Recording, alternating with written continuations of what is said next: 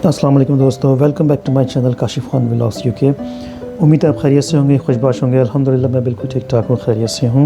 जी, तो आज का मेरा जो व्लॉग है उसका टॉपिक है कि किस तरीके से आप यूके में स्टूडेंट वीज़ा की एप्लीकेशन बना सकते हैं और कौन कौन से प्रोसीजर फॉलो करने होंगे, कौन से स्टेप्स हैं जिनको आप फॉलो करके यहाँ की स्टूडेंट वीज़ा अप्लाई कर सकते हैं और उसे गेन कर सकते हैं। तो दोस्तों, यहाँ पे यूनिवर्सिटीज़ के लिए 2 मेजर इनटेक होती हैं, first in September and second in January, जो मेजर इनटेक्स होती हैं। इसके अलावा कुछ यूनिवर्सिटीज़ जो हैं वो अक्टूबर नवंबर में भी इनटेक करती हैं, लेकिन they are very rare.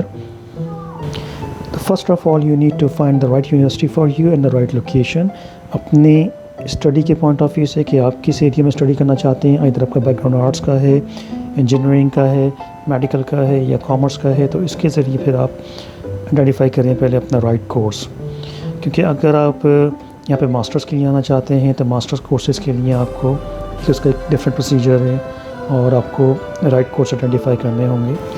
The most important thing कि आप इस कोर्स में आप ख़ुद को इनरोल करवाना चाहते हैं, उस कोर्स की रेपुटेशन, उस यूनिवर्सिटी की रेपुटेशन कैसी है। क्योंकि ज़रूरी नहीं कि टॉप यूनिवर्सिटी में वो कोर्स अच्छा पढ़ाया जाता हो और किसी मिडिल लेवल की यूनिवर्सिटी में वो कोर्स अच्छा ना हो, क्योंकि डिपेंड करता है फैकल्टी पे और उस कोर्स की रेपुटेशन पे। तो बेहतर है कि आप थोड़ी सी रिसर्च कर लें, इस यूनिवर्सिटी की रैंकिंग के बारे में पता करें। वंस आप यूनिवर्सिटी डिसाइड कर लें तो फिर आप उनसे कम्युनिकेशन शुरू कर सकते हैं। हर यूनिवर्सिटी की वेबसाइट पे उनकी प्रॉपर कम्युनिकेशन का एक कॉन्टैक्ट सेंटर दिया होता है, जिस पे आप अगर कॉल कर लें या फिर उनसे ईमेल कम्युनिकेशन स्टार्ट कर दें और अपने कोर्स के बारे में उनसे इंफॉर्मेशन लें, ताकि वो आपको स्पेसिफाई करेंगे कि क्या ये कोर्स आपके लिए सूटेबल है बेस्ड ऑन योर बैकग्राउंड। और जो भी आप जब अप्लाई कर रहे हैं आप, तो आपके जो क्रेडेंशियल्स हैं वो उस कोर्स के लिए सूटेबल हैं या नहीं। It will save your time, क्योंकि वंस अगर आपने अप्लाई कर दिया without knowing all this detail तो आपकी एप्लीकेशन रिजेक्ट हो सकती है यूनिवर्सिटी की तरफ से, क्योंकि आपके क्रेडेंशियल उनकी उस कोर्स को रिक्वायरमेंट को पूरा नहीं कर रहे। तो जब आपको ये फाइनलाइज हो जाए, कोर्स सेलेक्ट हो जाए, then you can start preparation of IELTS. Better कि आप आइल्स की प्रिपरेशन पहले शुरू कर दें, क्योंकि this is an absolute requirement for every university. अगर आप मास्टर्स कोर्स लेना चाहते हैं तो इट्स नॉर्मली जो रिक्वायर्ड बैंड होता है इस 5.5 to 6.5। मोस्टली यूनिवर्सिटीज़ जो हैं वो इस बैंड को एक्सेप्ट करती हैं, बिटवीन 5.5 एंड 6.5। या बहुत कम यूनिवर्सिटी होती हैं जो कि 7 बैंड तक जाती हैं। If there is a really like high level requirement, तो उसके लिए फिर आपको 6-7 बैंड तक जाना होता है, but mostly accept 6.5 and 5.5। Once आपने आइल्स का स्कोर गेन कर लिया, then you need to start preparation. यहाँ पे मास्टर्स कोर्स में एडमिशन के लिए आपके डिग्री का टेस्ट होना ज़रूरी होता है।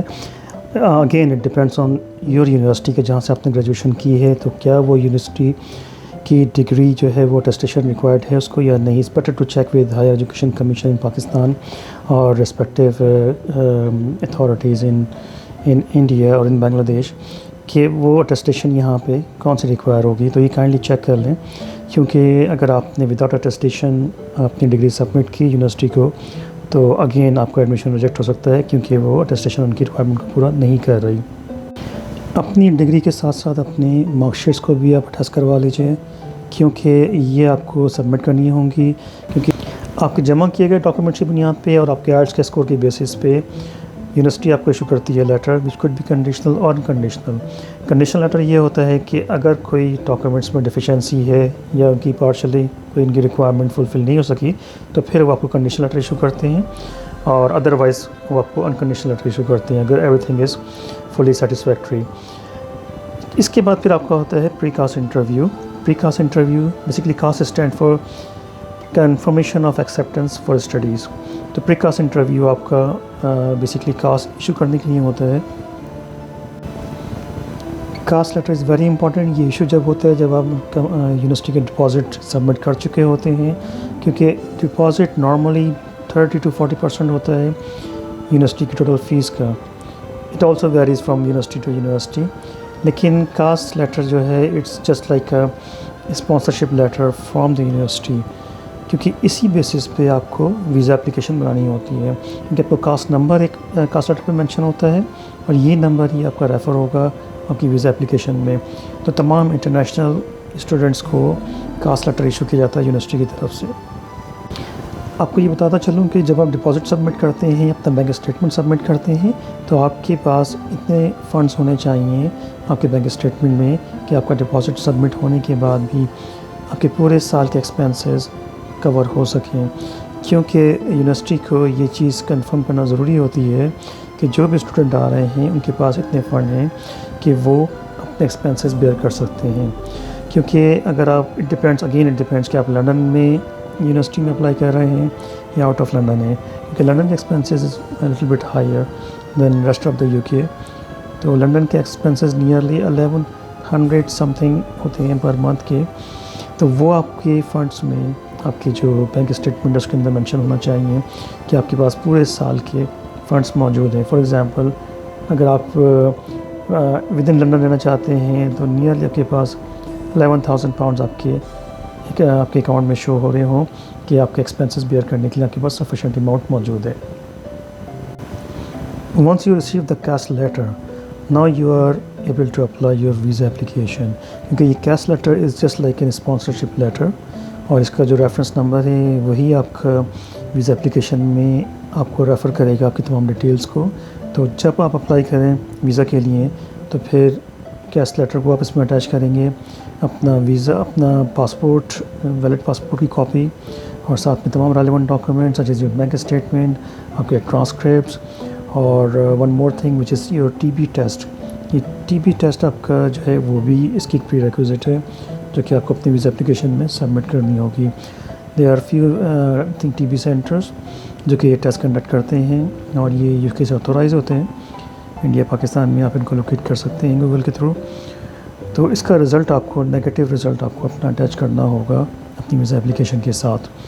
तो जब आपने वीज़ा एप्लीकेशन बना ली, उसे सबमिट कर दिया, now you can make an appointment with VFS।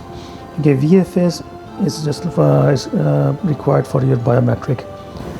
तो VFS आपके फिंगरप्रिंट्स और आपके फ़ोटोज़ और आपके तमाम डॉक्यूमेंट्स को सबमिट करता है आपके बिहाफ पे to UK office. It's basically third party service जो कि अपनी फ़ीस लेती है और फिर आपको सर्विसेज प्रोवाइड करती हैं। और वीज़ा के डिसीजन में इनका कोई रोल नहीं होता, आपको वीज़ा इशू करना है या नहीं, it's solely depend on UK immigration office. तो ये इसका प्रोसीजर था। इस तरह से आप स्टूडेंट वीज़ा अप्लाई कर सकते हैं। अपनी तमाम रिसर्च को ज़रूर कंप्लीट कीजिएगा क्योंकि मैं थोड़ा समराइज़ कर देता हूँ कि फ्रॉम स्टार्ट टिल एंड आपको अपनी तमाम चीज़ों में रिसर्च करने की ज़रूरत होती है। आपको अपने कोर्स की फाइंडिंग से लेकर और स्टूडेंट अपनी यूनिवर्सिटी के साथ कम्युनिकेशन से लेकर आप हर स्टेप पे आपको थोड़ी रिसर्च करनी होगी और आपको हर चीज़ को जो है वो क्रॉस चेक करना होगा। क्योंकि वन मोर थिंग के रूल्स एंड रेगुलेशंस जो हैं they are keep on changing. तो better to check before your application कि आप 100% राइट ट्रैक पे हैं। Thank you so very much. उम्मीद है आपको मेरा ब्लॉग पसंद आया होगा। अपना बहुत ख्याल रखिएगा। अल्लाह हाफ़िज़।